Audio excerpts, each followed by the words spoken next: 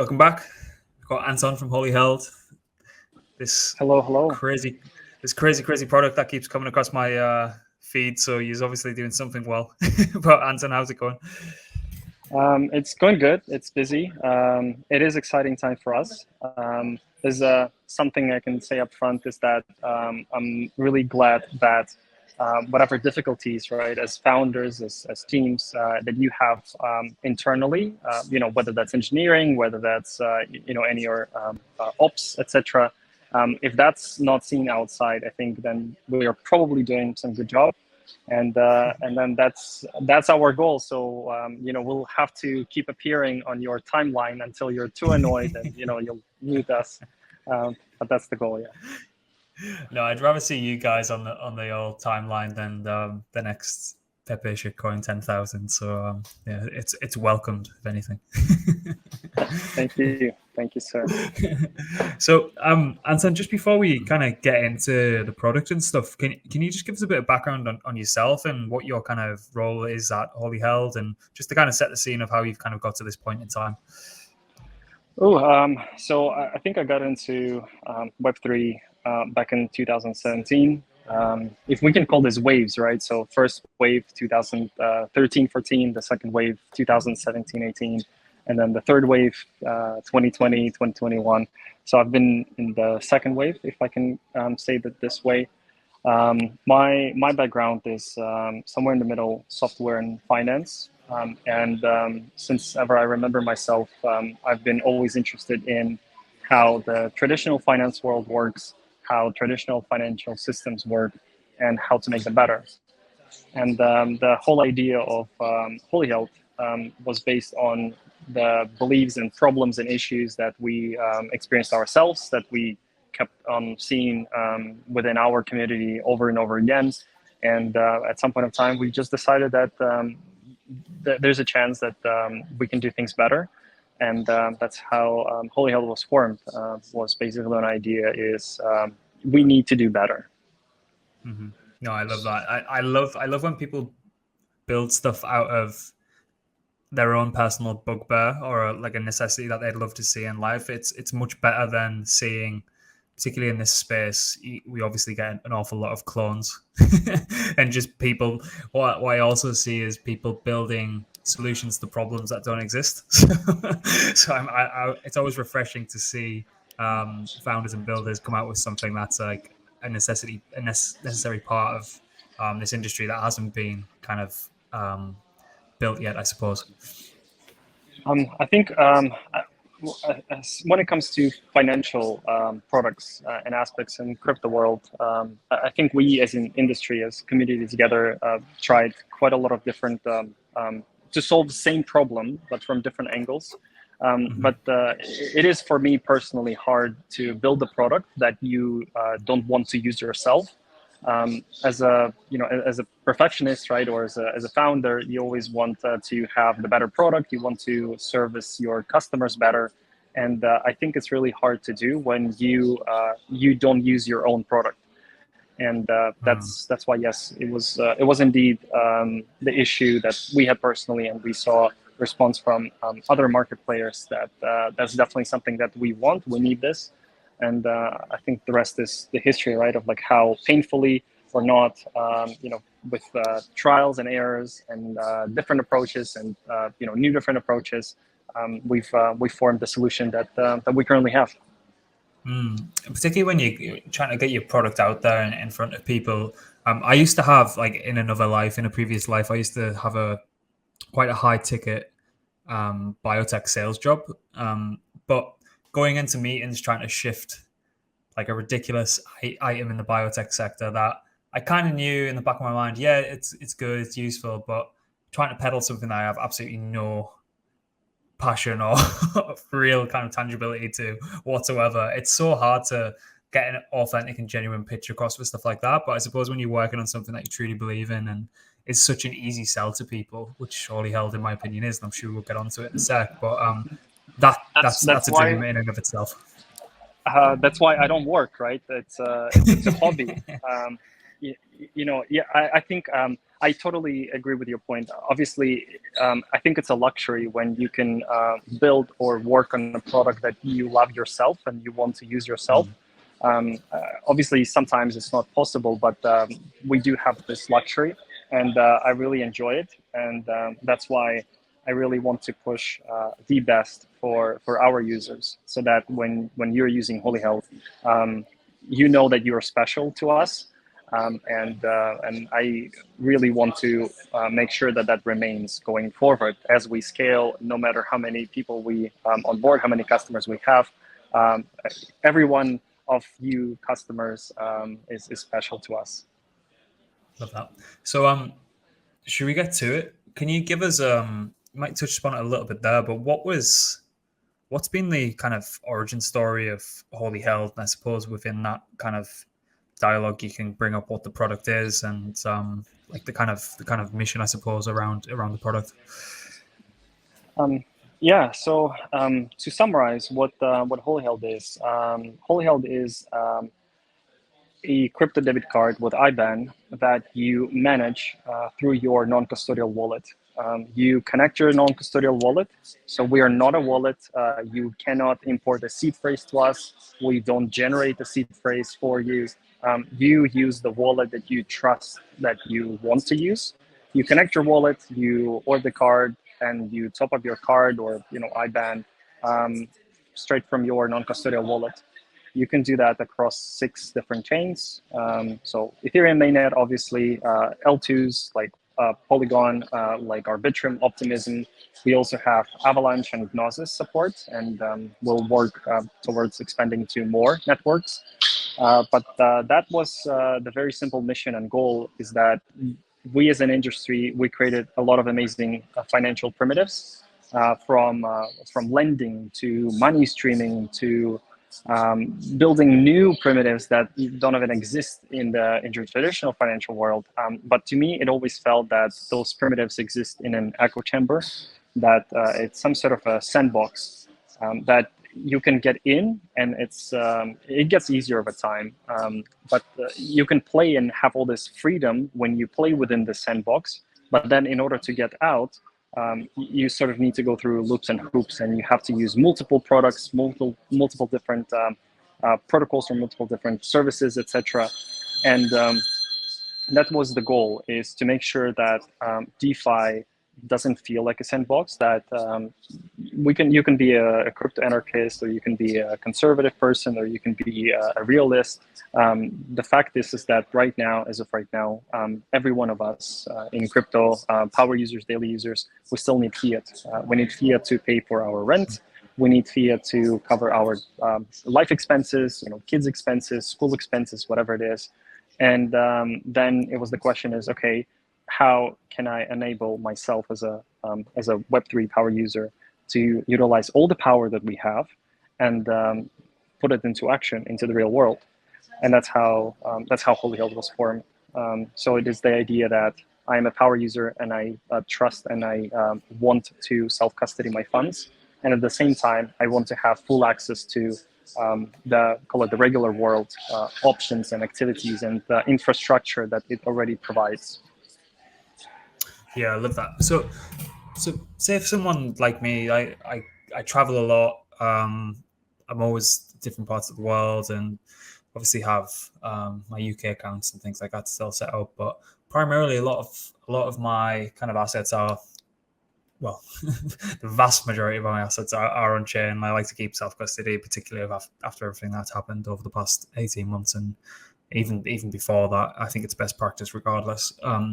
So what does the user flow look like for me as I'm signing up, from the point of sign up to the point of me going to pick up a morning coffee using Holyheld in the morning? So to answer that, I think this will be very close to majority of us crypto users that do want to keep most of your assets in crypto. What's the typical flow? For example, even if you don't touch Holyheld, typically it is this: you have your money on your wallets or multiple wallets, or cold wallet, hot wallet, doesn't matter. And when you want a specific amount to spend, then you prepare that amount, you go to an exchange or whatever, you cash it out, and you spend it. and then you go again, right? So you reload your bank balance, and again and again and again. But it's not that you keep majority of the money in the bank account.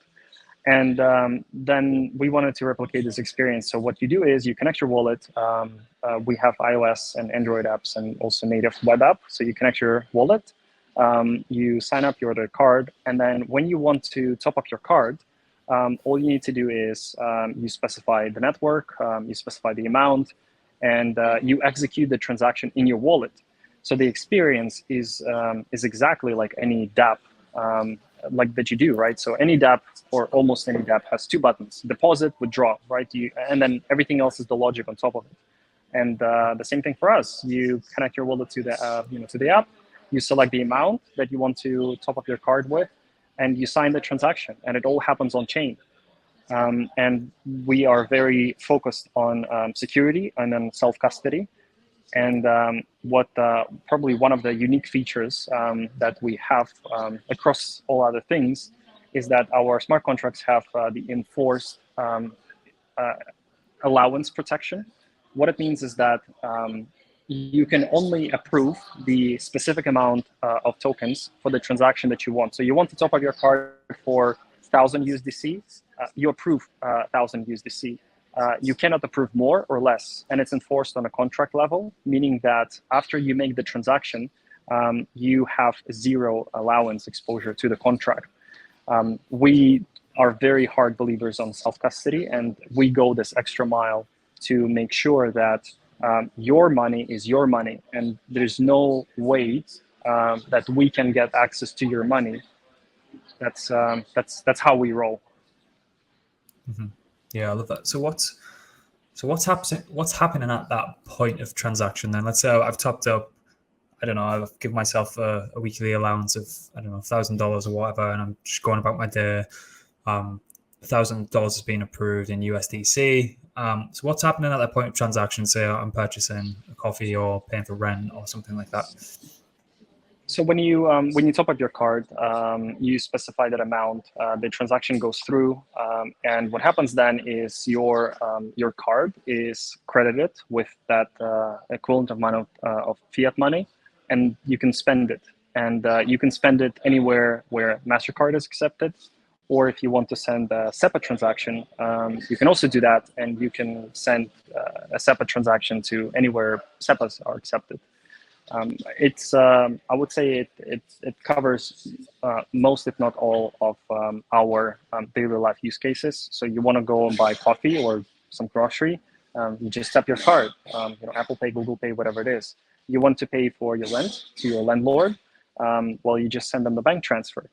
And all of that is from your Web3 wallet, which you control, which only you have keys to. And where you execute the transaction and you have this full control of how much money you want to spend. So that's that.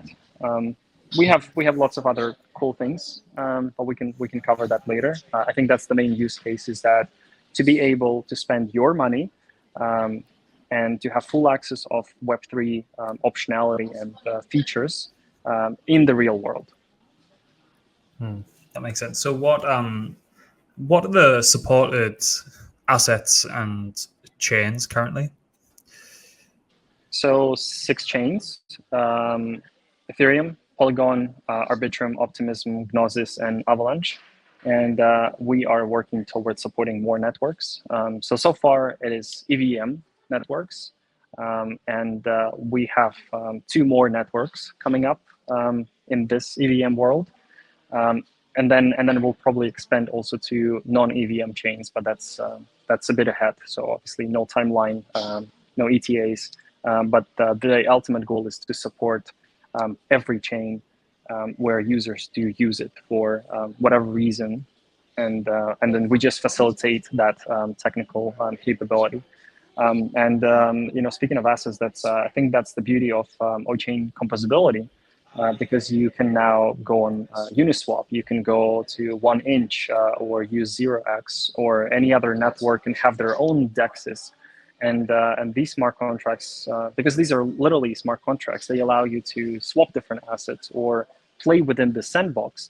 And that's essentially the power of Holyheld because of that composability.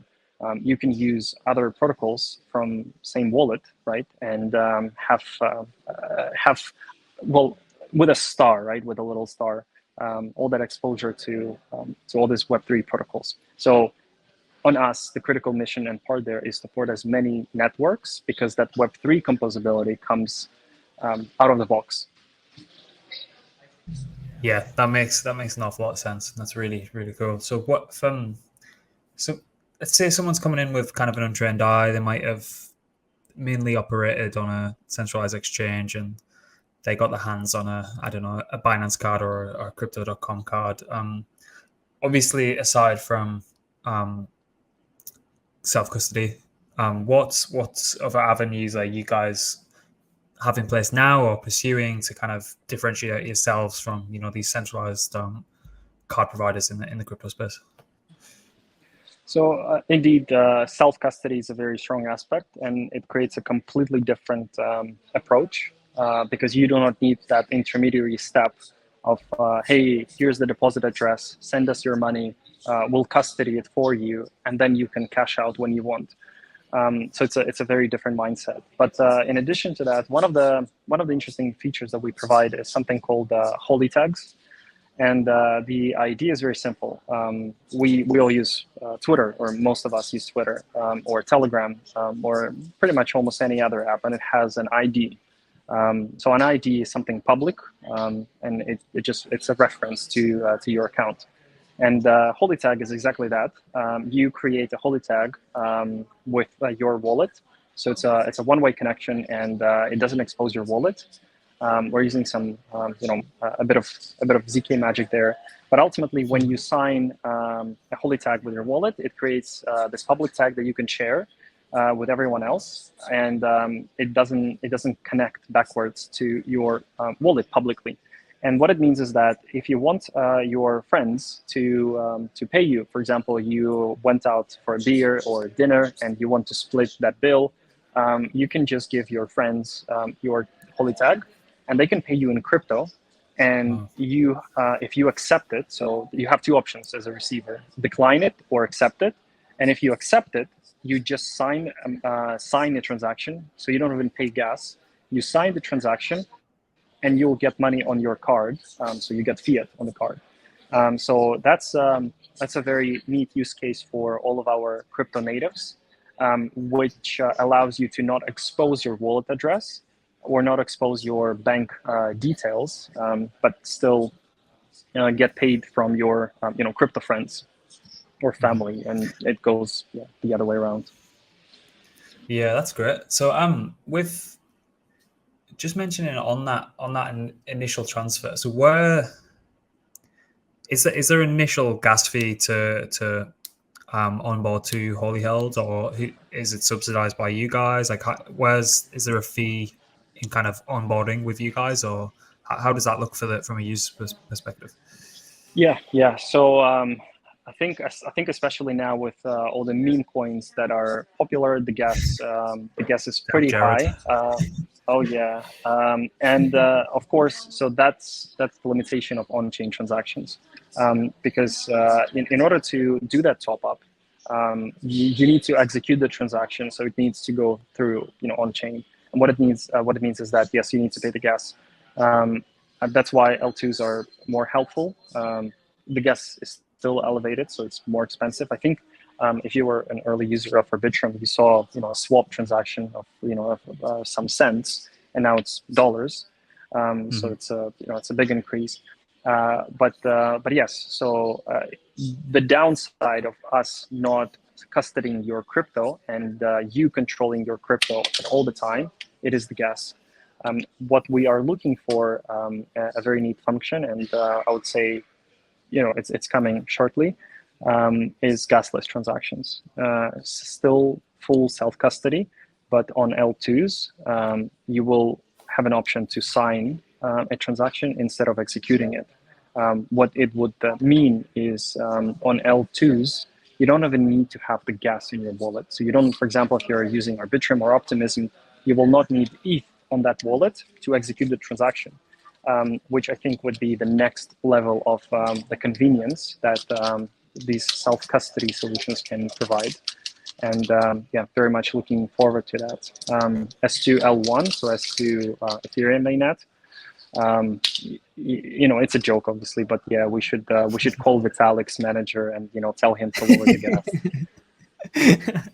Is the gasless transactions through Gelato?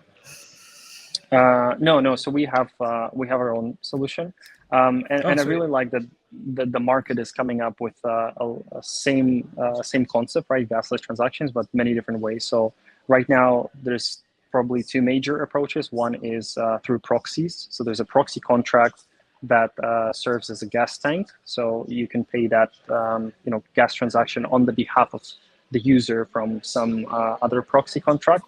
And the second approach is account abstraction, so smart wallets. That's a different way. And we are going now with more battle-tested approach. I am a hard believer in account abstraction, but I believe that it's also still a bit early. And in order to get this full composability within all the DeFi, EOA wallets are so far at this moment are still easier, safer, and more trusted approach. But that will change, of course. And that when it will change, we'll be there to support that as well. Yeah, I think that's really important, particularly at scale, to kind of remove that barrier to entry for newer, fresher market participants that might be kind of coming on chain for the first time. I know even with things like the Uniswap app, that the Uniswap wallet app that's effectively came onto the App Store after, to probably begrudgingly from the iOS team, but even there, they still haven't kind of cracked it. If people want to directly purchase USDC on there and then try and make a swap, and then they kind of get hit with the first time of you don't have enough ETH to pay for this. That wouldn't stand up in a fintech app. That's just too high barrier to entry, too much friction. So things like that, I think, are going to really, really help speed up adoption use cases. And I wanted to touch base on that. I think that crypto audience and our industry overall is amazing. Amazing in a sense of how forgiving we are for mistakes and all of these hurdles. You've mentioned a very good point. If you go to a traditional Web2 fintech app and something doesn't work, you just close and forget. That's it. You never come back to that service. But in Web3, it's somehow native to expect that half of the time things do not work. You have issues with your wallet, you have issues with the RPC, and then you have issues with the dApp itself, and then the contracts can be buggy. And this entire interaction is not perfect yet. And that's also something that we thrive for. And as you said, right, so there's many things that need to be solved to get real adoption, where it's billions of people that we're talking about, and not tens of thousands of people recycling through the market. For that, we need to make sure that DeFi is reliable, where when gas spikes, things continue to work, things do not break. When something goes down, there are a lot of services that are so deep into all of the Web3. For instance, Infura. When Infura falls down, half of the DeFi dApps fall down. And it doesn't mean that they are centralized. It just means that it's a complicated path from the website, right, the application that you sort of want to use, to the wallet on your browser extension or mobile app to execute that transaction on chain. There's a lot of different steps. And as we go further as industry, there will be more solutions, there will be more reliable solutions, there will be more optionality. And I'm also very much looking forward to make sure that as an industry, we can say that, okay, this is going to work 10 out of 10 times. You don't need to worry about all these different mistakes, errors, issues. It just works. And when we get to that point, that's going to be a beautiful day. Yeah, I was just going to ask you there. You think it's just, I think forgiving is a great word, what you've just used to kind of sum that up for the kind of DeFi and crypto native user.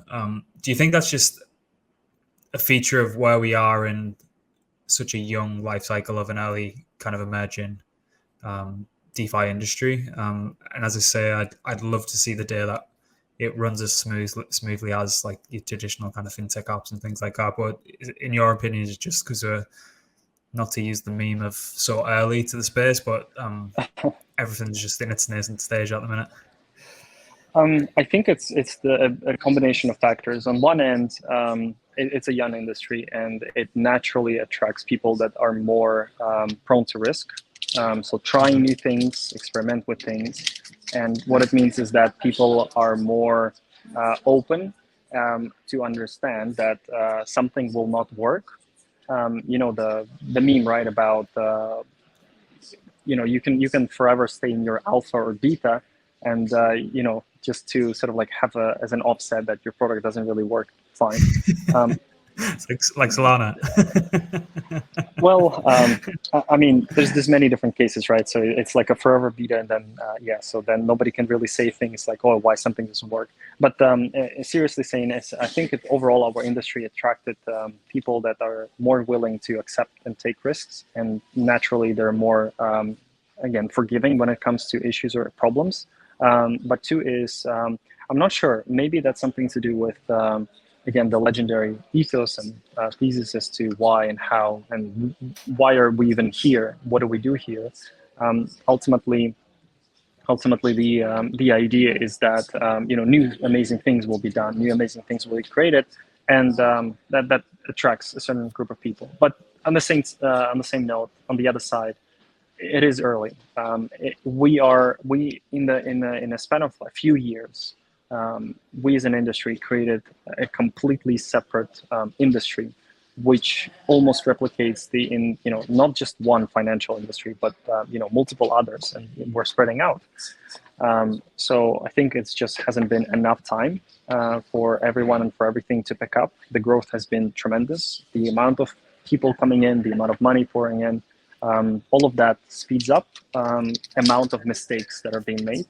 So more time, more devs, more users, more good actors in the space, and we'll get there. Yeah. So as from the outside looking in, I suppose what you guys have built looks more like a tech problem to solve. But do you guys kind of see it as that? Is it a technical problem to solve with self-custody going direct to be able to pay for a coffee? Is it an infrastructure problem? Is it a mixture of both? Is it a marketing and kind of getting it in people's hands problem? Like how do you guys kind of think about it? I'd touch base on 2 points. One is there's a joke, and it's a developer joke. You see there's like 20 different standards of how people build things, and then you say, you know what, I'm going to build a new standard that will aggregate all of these standards, and then there's a 21st standard, and that's a good summary of how currently DeFi is built. There's some best practices, but then even if you look into a very specific niche like lending protocols, every lending protocol is built differently.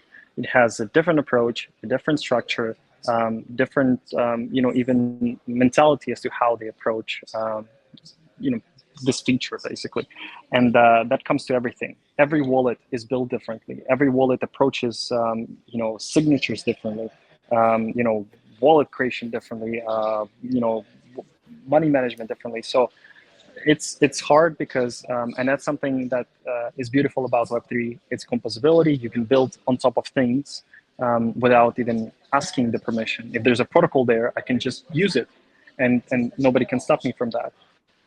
But at the same time, it slows down the integration en masse. What it means is that all of these integrations are manual. There's no way to do something, and all the things are supported by default.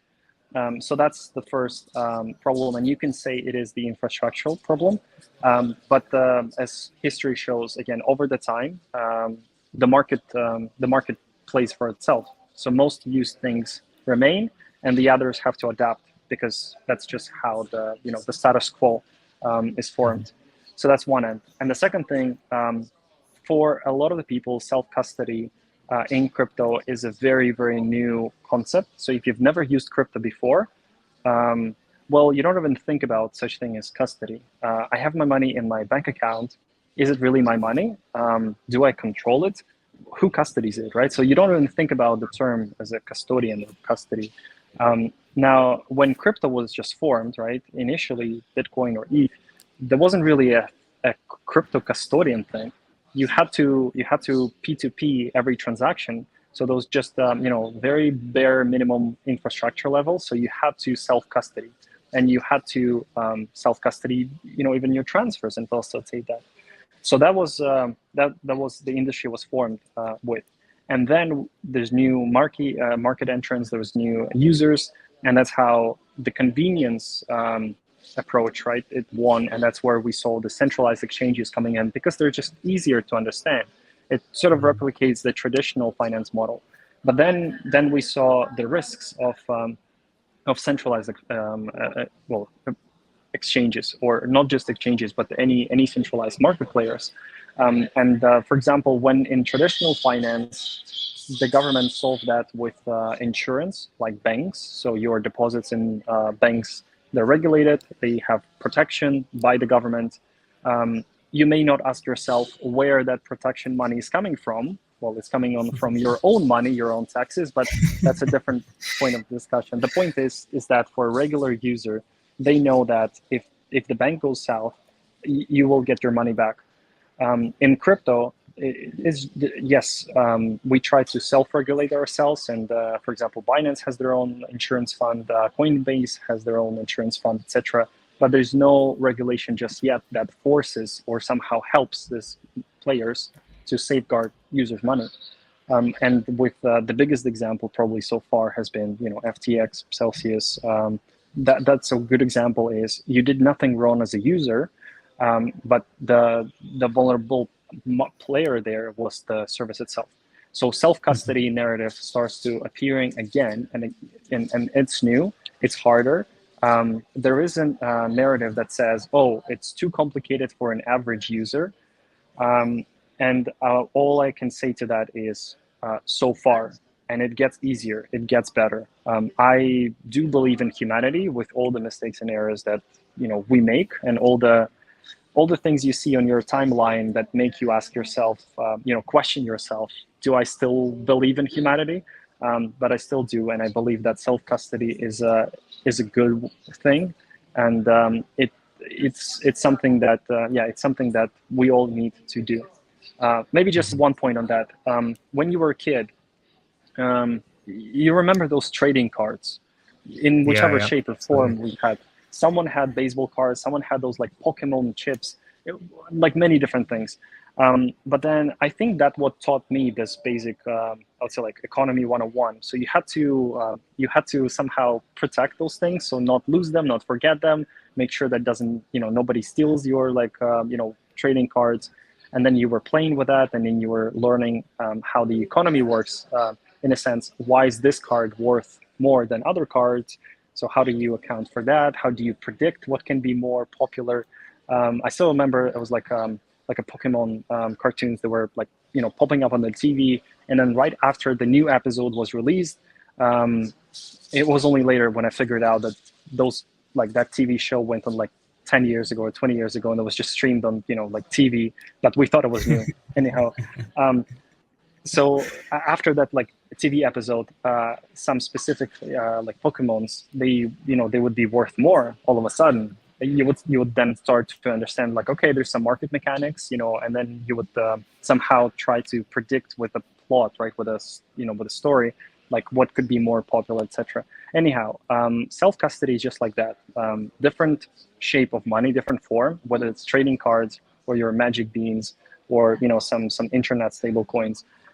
It doesn't matter. It's just that form of value that you store, and you can be and you need to be responsible for that. And self-custody gives you that.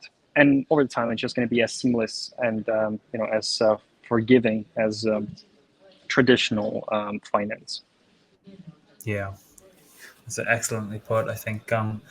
And with certainly getting there, and I think with stuff I was looking at some stats the other day with Coinbase with over 100 million verified users, and like the user base of current on-chain DeFi users at present is like drastically lower. So if we could onboard 1 to 2% of Coinbase verified users, like the user base on chain goes kind of 2-3x effectively. And obviously with their kind of build on base and everything that they've got going on with their L2 and things like that, I think it's just slow steps forward towards that. I think it's really, really good. I think there's a lot of people tapping into kind of mobile first. We're seeing kind of Solana phone and things like that. They've obviously got their own kind of infrastructure and things like that. So we're definitely moving in the right direction. And I think once you kind of go down the rabbit hole and it clicks, there's not many people who then run the other way, in my kind of first-hand opinion anyway. If I may ask you, and I think it's, and I would love to tell you my part. To be honest, I don't know the answer to this question, but what keeps you in Web3? What are the reasons, not the reasons that you tried and joined in, but why are you here now? Genuinely, I mean, I would wonder what keeps you in Web3, for example. I think like primarily I came in as a student who didn't have 2 pennies to scratch together, looking for any financial opportunity so I could make ends meet while I was finishing my master's. And then again, then you kind of read the Bitcoin white paper and like you get that kind of philosophical edge to it, and then it begins to click. And then from there on, once you start taking a bit more of a leap into it, I think it's very intellectually stimulating. I came from like a research background. I was supposed to be dealing with cancer research, and now I'm trading magical internet beans for a living. But that's a kind of another story. So I think it's really intellectually stimulating. I think some of the smartest minds on the planet are working on this problem to try and fix it. And then realizing that there's so many inefficiencies that need to be solved. And when people say inefficiencies in crypto, I think people think, oh, yeah, you got highly liquid markets that just pump left, right, and center and dump left, right, and center. But I think when people realize that the inefficiencies are not just segregated to the markets, there's 1,000,001 problems to solve that, and the list continues to grow every single day. So for someone who likes to try and turn their hand to something and try and build something out to kind of do it better, and I think that's what you guys are doing as well, there's 1,000,001 things that I'd like to be doing in this space right now. And if you ask me, what would you build if you were building anything in the traditional sense if crypto wasn't a thing, I could probably give you 2 answers. So it's the vast array of opportunity. Yeah. So it's I just think the risk reward for not working in this industry and not building in this industry and not being a part of this industry is so stupid if you aren't tackling it. And obviously I work in this industry all day, every day, so it's kind of biased, but I couldn't look at any other industry on the planet at this point in time. Maybe a hint of AI, but we'll see how that pans out. But vast array of opportunity. And then it comes down to, once you start working within the industry, you realize that 99% of people are complete diamonds. Like, it's the most inclusive industry on the planet, in my opinion. Everyone just wants to help. So it's completely multifactored. But kind of to summarize it, the amount of opportunity and the amount of kind of intellectual curiosity just drives me towards the space more and more each day, I think. I would just correct one thing: diamonds, but with paper hands. That's exactly right. What about yourself? Do you know? Have you? I often do think about it, and then I also think about, like, there'll be certain shit that happens, and I'm just like, oh, I'm just gonna leave this space all behind, and then give it 25 minutes, and then I'm back. There are definitely some things in this industry that makes you question if, what the hell am I doing here? But everything else, every day, I think, to me, it is the thought that we do have real chance of making a difference, of building something that can change people's lives to the better, in any shape or form. And even a simple product that you build, even the casinos that people build, actual or metaphorical ones, that they could be used for some good. And this is probably something that keeps me in this industry. I love building things, and this industry, with the skill set that I have and the knowledge that I have, it allows me to build new things, and it gives me this feedback from the users that like what we're doing, they like the product, they get this benefit of using this product.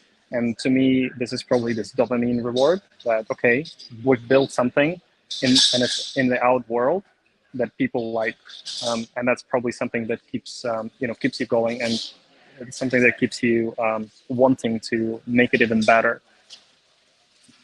Yeah, it's kind of a, I know it probably gets a little bit psychological or philosophical, but it feels like it's very easy to find a sense of kind of meaning and purpose when you're building the space. It doesn't feel like you're kind of a statistic in a really strange big world, huge community, like sense of community in crypto and Web3 and DeFi and everything like that as well. So I think that helps an awful lot. Indeed. This is another joke, but somehow every conversation about crypto, you start talking about, hey, this is how MEV works, or like, hey, this is like how account abstraction works. And then if you go long enough, at the end of a conversation, there's always like philosophy involved, and it's like existential crisis questions. And this is also something really good, because I mean, it's deep, right? So it is very different to everything that you've experienced. And I think one of the things that keep us all together is it is that part of or feeling of a bigger part, so that you are part of something bigger. Because you have crypto friends, and if you have non-crypto friends, at some point of time you figure out that you just live in two different worlds.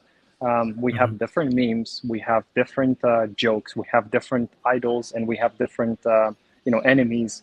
And when I touch base on like FTX, for example, how external world sees SBF and FTX saga, I think it's very different to the emotions that a crypto veteran person, or the person that was at that time, has. And I think, and I'm saying veteran, it was like a year ago. I think just yesterday it was like a 1 year anniversary from like Luna crash. So it wasn't a while ago. But you guys, listening to this right now, would agree that it does feel like it was ages ago. The amount of information that flows through us every single day is just incredible. The speed of changes is incredible, and so is the attention span. It's also like it's super short, right? So I don't know, like a TikTok video is probably longer than the attention span of like crypto audience. But yeah, couldn't agree more. We were throwing ideas around because we're running some Facebook ads for our newsletter at the minute to see if that actually works. I'm not optimistic at the minute. But as you were saying, like memes work in this industry and translate really well. But when I was showing my, let me just show you something. I was showing my girlfriend one that we were going to run. I was using her as a bit of a litmus test to see if it would appeal to kind of normie friendly people who are on Facebook. So we spun this up. So it's like this guy's getting text his therapist. So it's a little Pepe crying, and then the therapist responds saying, "Is this about crypto again?" He responds saying, "Yes," and she just responds saying, "We can have a virtual session now." And that was like the Facebook ad, and obviously that hits like if you're working in the industry. And like I was showing my girlfriend it, and she was just like, "I don't get it." so we've gone back to the drawing board on the ads that we're going to run on that one. But I think it's indeed that like a litmus test, right? Because I think even how the outer world sees Pepe, some say that's like a leftist extremism that promotes like hate and whatever. And I've only met, and it's a subjective experience, right? But I've only met amazing people, and when they meme with Pepe, they mean only the best, and somehow you don't even associate this, I don't know, a frog or not. It's just an art or a visual representation of your feelings. And sometimes, and one meme can express more in that one picture than you could say in just like, I don't know, multiple sentences.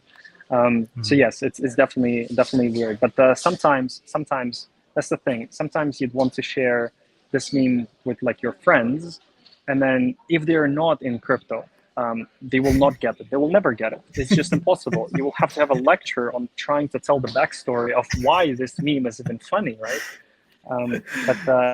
But if you send it to your crypto friend, they'll get it immediately, because somehow that's this ephemeral thing that bonds us all together. And you understand the context, and you understand the current zeitgeist of what's happening, and that's why memes are funny. So I think probably, I guess that's it's a good thing. If we can ask maybe even the audience as well, if who they think is the best shit poster, or a meme account, because yeah, we definitely need some more inspiration for our corporate account as well. Yeah, we can. So if anyone's listening on Spotify or YouTube, you can drop them below, or when we post it on Twitter, we'll make a call to action. I've got a few that I really, really like, but I can send you send you them over.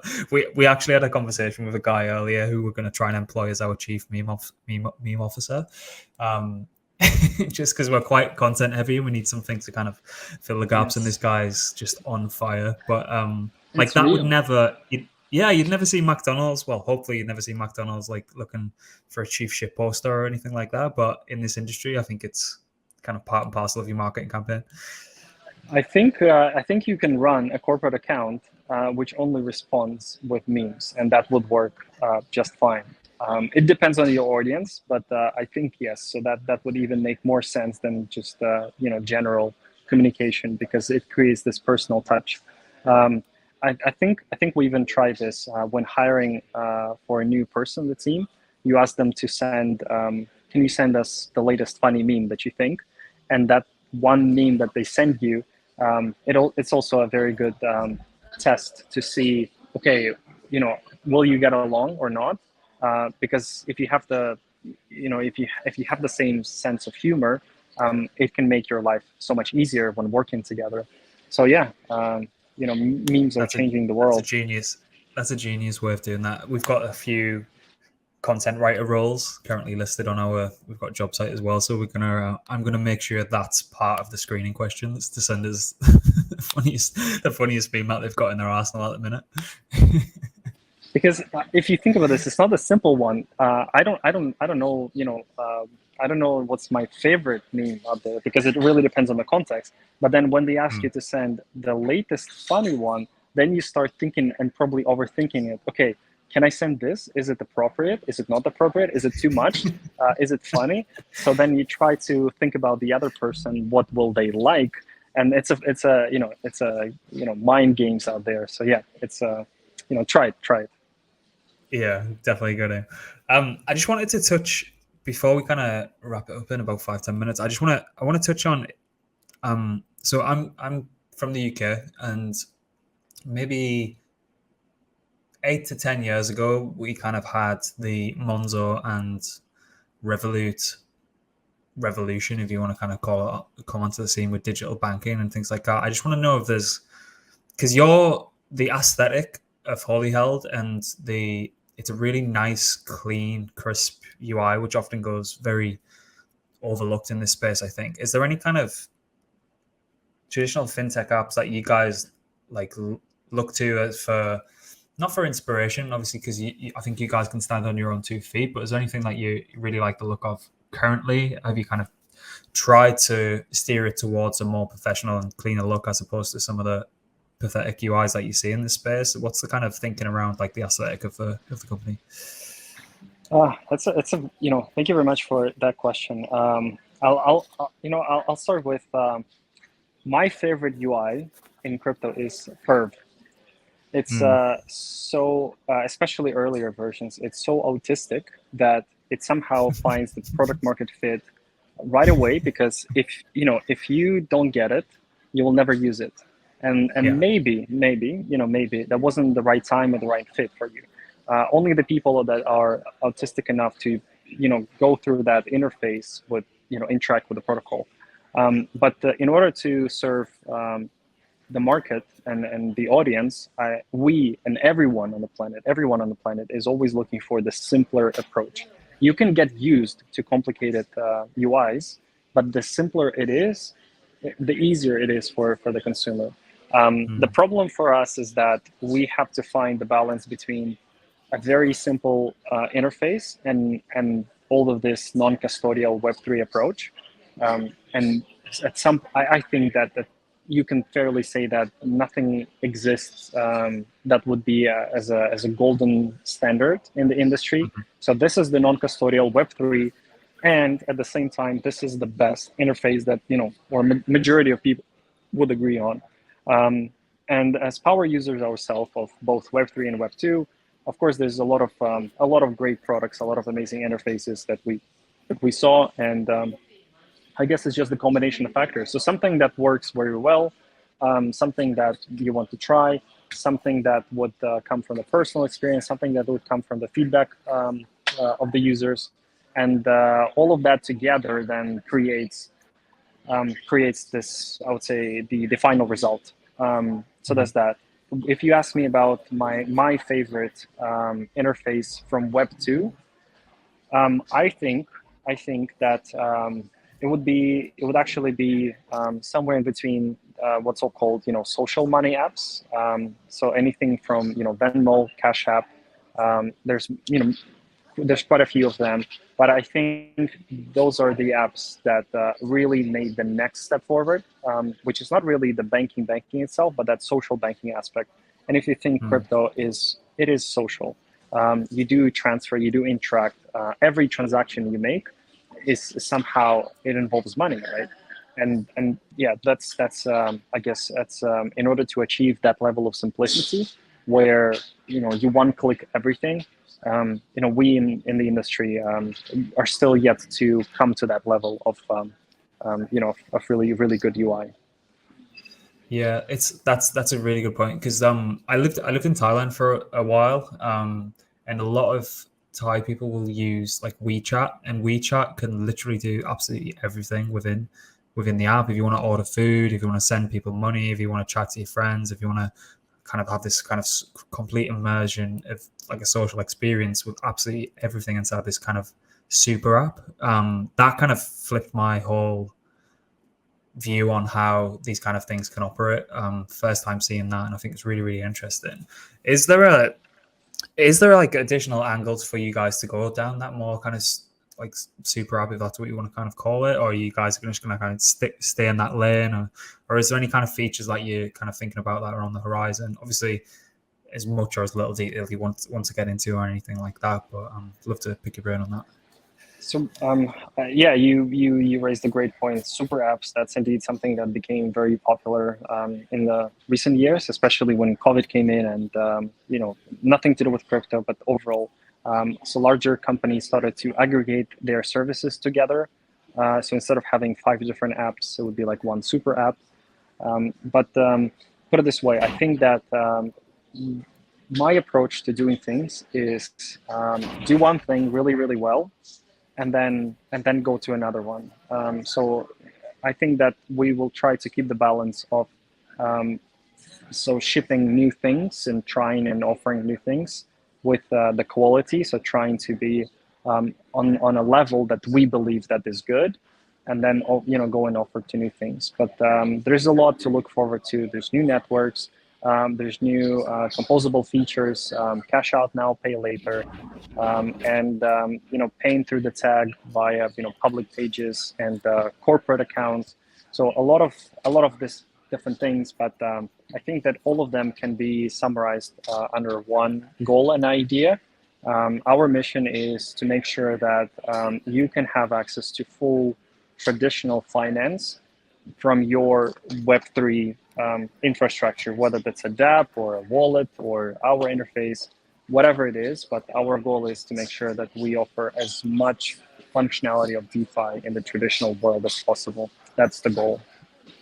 Yeah, I love that, because you can get real crazy with it depending on your kind of how comfortable you are in the space. Like looking at things like I know there's a few protocols now where you can mint their stablecoin against like staked ETH, or I know Tapioca DAO are going to have a variety of like native L1 assets like ETH, staked ETH, Rocket Pool ETH, and things like that, borrow their stablecoin against it. And then if you want to take that off into, sure, might be a time in the future where you could use that in Holyheld. So you kind of got this self-perpetuating interest-bearing stablecoin that you're using to pay for stuff. I just think that's like so cool. And that's why we bet on composability. One team cannot build all the best things in the world. It's always different teams, different people that come up with somehow best solutions. And our goal is to be able to support those things rather than trying to build and replicate them ourselves. I think that that's what I love about crypto, right? It's the composability. You can build things on top of each other, and things can work with each other, because the friction that we have in this industry from working one team with another team, it's minimal. I've never seen this before anywhere else. It's how easy it is. So people come together like, hey, let's do this shit. All right, let's do this shit, and then you just do it, and then it just works, and that's. So we do want to support what people want to use, and other people build all these amazing primitives that these people use. So it's a very slurpy kind of thought, but I hopefully you guys got what I was trying to say. Yeah, absolutely. All right. Is there anything you want to leave the audience with? Is there anything you want them to kind of focus their attention on that might be coming up, or where can they find you, just to kind of wrap it up, and then we can kind of tie it all up. Oh, sure. Thank you very much. So as always, it's holyheld.com or our Twitter, again, Holyheld. So those are the two official channels, and you can find all information out there. And if you right now we're available in Europe. So if you're based out of Europe, if you're a European, come and join us, give us a try. And this is probably where if this would have been like a meme, I imagine some guy holding the picture that you kind of Photoshop exactly and precisely just to kind of like hold the future word there. That's sort of like holding up the future and inviting you to the future. And that, imagine that meme, and that's the meme that you guys should have in your head right now. So yes, come give us a try if you believe in what we're doing, and if you're looking for that kind of solution. And thank you very much for having me today. I really appreciate this. Yeah, anytime. If you've got any kind of product updates that you want kind of cast a wider audience, just let me know.